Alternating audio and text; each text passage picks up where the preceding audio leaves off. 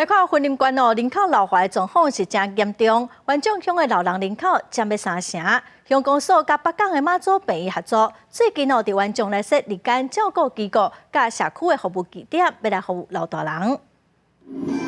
对音乐的节奏是大人哪卡甲去哪运动，为着要让原种乡的老人即时会当行入社区，得到更较侪整合性的照顾服务。原种乡公所甲北港的中国医药大学附设妈祖病院合作，伫原种的中北村设置社区式的日照机构。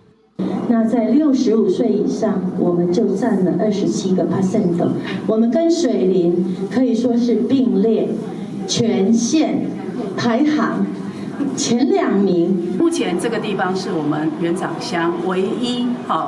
也是第一个这个失智失能混合式的一个日照中心。那我想日间照顾对我们超高龄的一个乡镇来讲是一个很重要的一个资源。原种乡长李明明表示，乡内做事的人较济，高龄乡镇照顾负担是愈来愈重。不过当地长照资源煞无够，过去无社区的日照机构，为着要消透照顾时代压力，公所规划妈祖病院提供30人的日间照顾资源。